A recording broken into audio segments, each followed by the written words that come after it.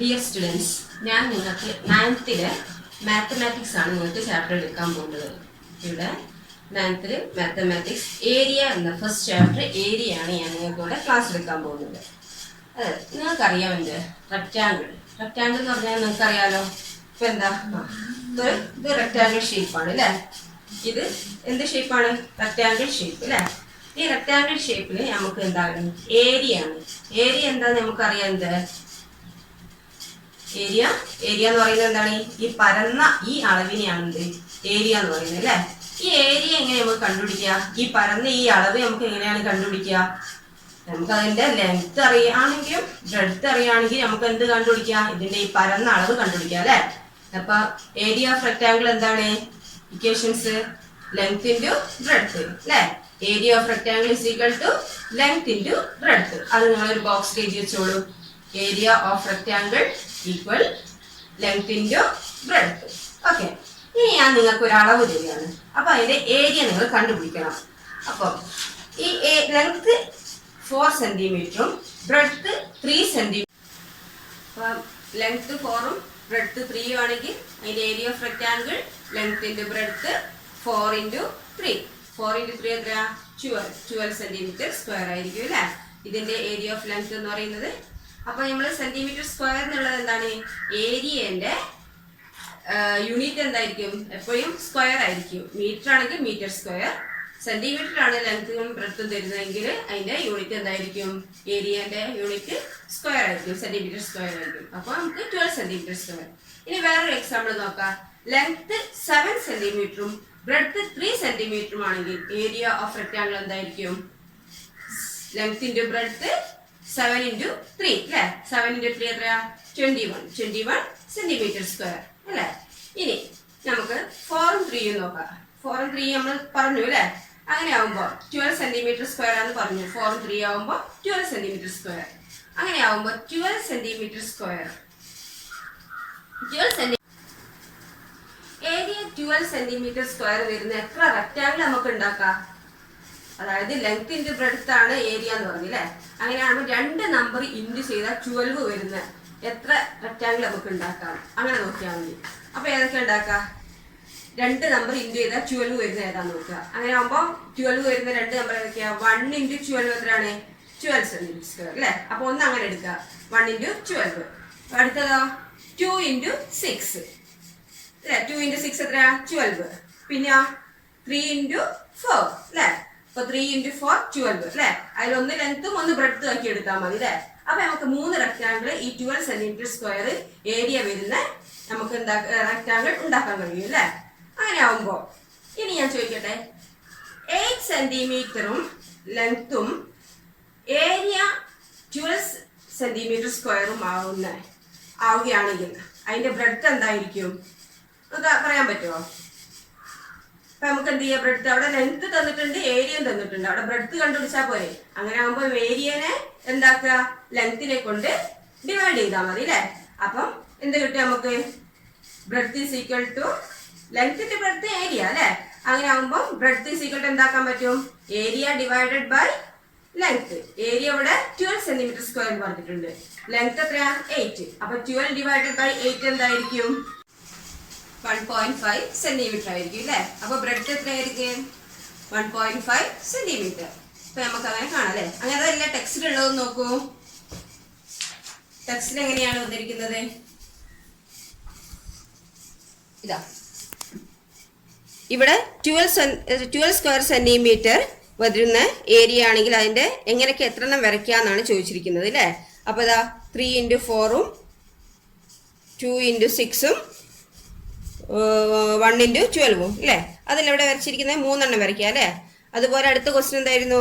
8 centimetre length വരുന്ന area 12 സെന്റിമീറ്ററും വരുന്നത് ഏതായിരുന്നു അല്ലേ? അതാണ് ഇവിടെ 8 സെന്റിമീറ്ററും 1.5 സെന്റിമീറ്ററും. ഇതാണ് ഇവിടെ ടെക്സ്റ്റിലുള്ളത് അല്ലേ.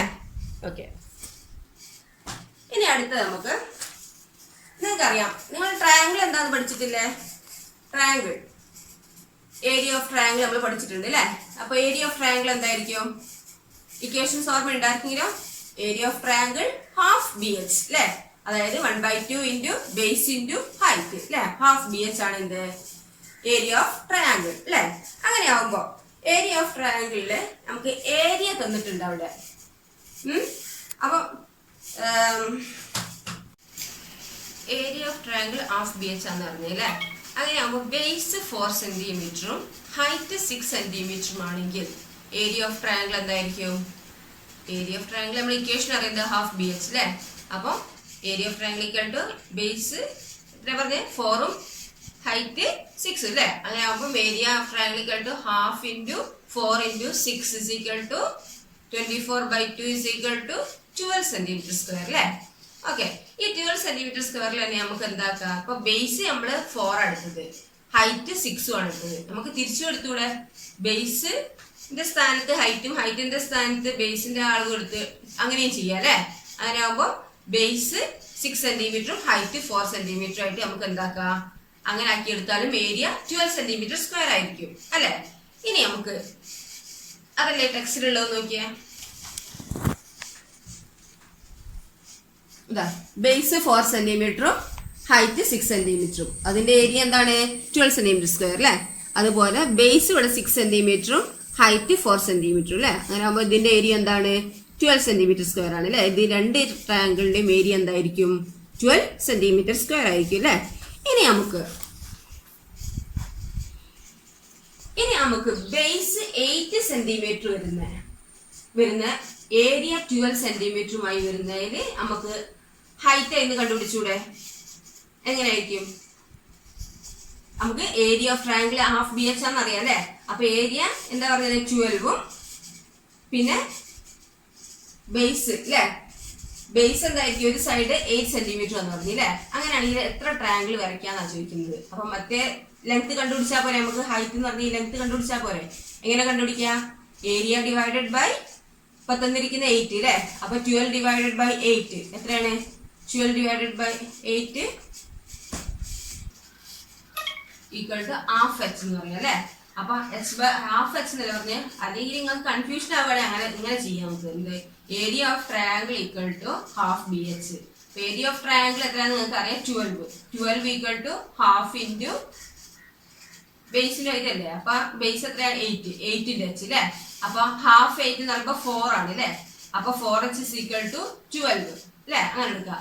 അപ്പൊ h is equal to 12/4 equal to 3 centimetre. അപ്പൊ ഹൈറ്റ് എന്തായിരിക്കും? നമുക്ക് 3 സെന്റിമീറ്റർ ആയിരിക്കും അല്ലെ? അങ്ങനെ എല്ലാം ചെയ്തു നോക്ക്. അങ്ങനെയാണ് അല്ലെ? ഇനി അങ്ങനെയാണെങ്കിൽ ബേസ് 8 സെന്റിമീറ്ററും ഹൈറ്റ് 3 സെന്റിമീറ്ററുമായ എത്ര ട്രയാങ്കിൾസ് നമുക്ക് വരയ്ക്കാം? ഇത് നോക്കിയേ, ഇവിടെ നോക്ക്. ബേസ് 8 സെന്റിമീറ്ററും ഹൈറ്റ് 3 സെന്റിമീറ്ററും ആണ് അല്ലേ? ഇങ്ങനെ ഒരു ട്രയാങ്കിൾ ആദ്യം വരച്ചു.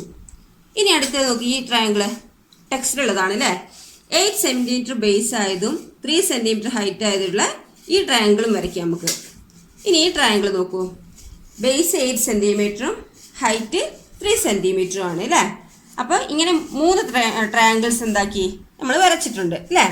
അങ്ങനെയാണെങ്കിൽ ഇത് നോക്ക്, ഇവിടെ ബേസ് എല്ലാം സെയിം ആണ്, ഹൈറ്റും സെയിം ആണ് അല്ലേ? അപ്പൊ ഏരിയ എന്താണ്? ഈക്വൽ ആണ് അല്ലേ? അതായത് ഹാഫ് ബി എച്ച് വെച്ച് നമുക്ക് എന്താക്കാം? ഏരിയ ഇതിന്റെ മൂന്നിന്റെയും ഏരിയ എന്താണ്? 12 സെന്റിമീറ്റർ സ്ക്വയർ ആണ് അല്ലേ? പക്ഷെ ഇവിടെ സൈഡ്സ് ഈക്വൽ ആണോ? ഇത് മൂന്നിന്റെയും സൈഡ്സ് ഈക്വൽ ആണോ? അല്ല അല്ലേ? ബേസും ഹൈറ്റിന്റെയും ഒഴിച്ച് മറ്റേന്താണ്? ബേസും ഹൈറ്റും ഈക്വൽ ആണ്, ബട്ട് എന്താണ്? അതിന്റെ സൈഡ്സ് ഈക്വൽ അല്ല അല്ലേ? ഏരിയ അപ്പൊ എന്താണ്? ബേസും ഹൈറ്റും ഈക്വൽ ആയതുകൊണ്ട് ഇത് മൂന്നിന്റെയും ഏരിയ ഈക്വൽ ആയിരിക്കും. ഓക്കെ, ഈ 3 ട്രയാങ്കിൾസ് നമുക്ക് എന്താക്കുക? ബേസ് സെയിം ആക്കിയിട്ട് ഇതായി ഇങ്ങനെ വെക്കുക. ഇവിടെ ഇങ്ങനെ വെക്കുക. ഇതിപ്പോൾ ബേസ് സെയിം ആക്കിയിട്ടാണ് 3 ട്രയാങ്കിൾസിനും വെച്ചത് അല്ലേ? അതിന്റെ ടോപ്പ് വെർട്ടീസസ് എന്താണ്? നമുക്ക് നേരെ ഒരു സ്ട്രെയിറ്റ് ലൈൻ വരയ്ക്കുക അല്ലേ? അപ്പൊ ഈ സ്ട്രെയിറ്റ് ലൈനിൽ എന്താണ്? അത് മൂന്നിന്റെയും വെർട്ടീസസ്, ടോപ്പ് വെർട്ടീസസ് ടച്ച് ചെയ്യുന്നുണ്ട് അല്ലേ? അപ്പൊ ബേസിന്റെ നേരെ മുകളിൽ എന്താണ്? ഈ 3 വെർട്ടീസസും ടച്ച് ചെയ്യുന്ന ഒരു സ്ട്രെയിറ്റ് ലൈൻ വരച്ചു അല്ലേ? അപ്പൊ നമുക്ക് ഈ ലൈന് രണ്ടും പാരലലാന്ന് പറഞ്ഞൂടെ? ബേസിന് പാരലലാണ് ഈ ടോപ്പ് വെർട്ടീസസ് ടച്ച് ചെയ്യുന്ന ഈ ലൈൻ എന്ന് പറയാം അല്ലേ? അങ്ങനെ ആവുമ്പോൾ നമുക്ക് എന്ത് ചെയ്യാം? ഈ ട്രയാങ്കിൾസിന്റെ എല്ലാം ടോപ്പ് വെർട്ടീസസ് ബേസിൽ നിന്ന് 3 സെന്റിമീറ്റർ എന്താണ്? ഡിസ്റ്റൻസ് ഉണ്ട് അല്ലേ? അതായത് ഹൈറ്റ് 3 സെന്റിമീറ്റർ ആണ് അല്ലേ? അപ്പൊ നമുക്ക് എങ്ങനെ പറയാ? ഈ ലൈന് ബേസുമായിട്ടുള്ള ഈ ലൈനിൽ പാരലലാന്ന് നമുക്ക് പറയാം. ഓക്കെ, അതായത് ഒരേ ബേസും ഏരിയയുമുള്ള എല്ലാ ട്രയാങ്കിൾസിൻ്റെയും തേർഡ് വെർട്ടിസസ്, അതായത് ഈ മുകളിലുള്ള തേർഡ് വെർട്ടിസസ് ഉണ്ടല്ലോ, അത് ബേസിന് പാരലൽ ആയിട്ടുള്ള ഒരു ലൈനിലാണ്. മനസ്സിലായോ? അതായത് നമുക്ക് തിരിച്ചു നമുക്ക് പറയാം, കൺവേഴ്സ്ലി എന്താണ്, സെയിം ബേസും മൂന്നാമത്തെ വെർട്ടെക്സുകളെല്ലാം ബേസിന് പാരലൽ ആയ ഒരു ലൈനിലുമായ ട്രയാങ്കിൾസിന് എല്ലാം ഒരേ ഏരിയ ആണെന്നും നമുക്ക് പറയാം. ഓക്കെ, അപ്പോൾ എന്താണ് ഞാൻ പറഞ്ഞതുള്ളതൊന്നും കൂടി ശ്രദ്ധിച്ച് കേൾക്കുക. ഓക്കെ, ഇനി ഈ ബോക്സിലുള്ളത് നോക്കൂ. All triangles with the same base and area have their third vertices on a line parallel to the base. എന്താണ് അവിടെ പറഞ്ഞത്? ഒരേ ബേസും ഏരിയയും ഉള്ള എല്ലാ ട്രയാങ്കിൾസിന്റെയും തേർഡ് വെർട്ടിസസ്, അതായത് തേർഡ് വെർട്ടിസസ് അല്ലേ, തേർഡ് വെർട്ടിസസ് എന്താണ്, ബേസിന് പാരലൽ ആയിട്ടുള്ള ഒരു ലൈനിലാണ് അല്ലേ. കൺവേഴ്സ്ലി, എന്താ കൺവേഴ്സ്ലി പറഞ്ഞാൽ തിരിച്ചും അല്ലേ, തിരിച്ചും all triangles with the same base and third vertex on a line parallel to the base have the same area. എന്താണ്, സെയിം ബേസും അതായത് തേർഡ് വെർട്ടസുകളെല്ലാം ബേസിന് പാരലൽ ആയ ഒരു ലൈനിലുമായ ട്രയാങ്കിൾസിനെല്ലാം ഒരേ ഏരിയ ആണ് അല്ലേ. ഇനി ഇതെന്താണ്, നിങ്ങളിത് ബോക്സിൽ എഴുതി വെക്കുക കേട്ടോ. All triangles with the same base and area have their third vertices on a line parallel to the base. Conversely all triangles with the same base and third vertex on a line parallel to the base have the same area. ഇത് നിങ്ങൾ എന്താക്കുക, ബോക്സിലാക്കി നിങ്ങൾ നോട്ട്ബുക്കിൽ എഴുതി വെക്കുക. അപ്പൊ നമുക്ക് ഇന്നത്തെ class ഇവിടെ നമുക്ക് എന്താക്കുക, സ്റ്റോപ്പ് ആക്കുക. ഇനി അടുത്ത ഭാഗം നമുക്ക് എന്താക്കുക, അടുത്ത വീഡിയോയിൽ ഞാൻ വിടും. അപ്പൊ അത് നിങ്ങൾക്ക് കിട്ടുന്നുണ്ടെങ്കിൽ നിങ്ങൾ എന്താക്കുക, ഇവിടെ ഈ ചാനൽ നിങ്ങൾ സബ്സ്ക്രൈബ് ചെയ്യുക, ലൈക്ക് ചെയ്യുക, ബെല്ലൈക്കൺ നിൽക്കുക. ഓക്കെ, നമുക്കിനി അടുത്ത ക്ലാസ്സിൽ കാണാം. ഓക്കെ, ശരി.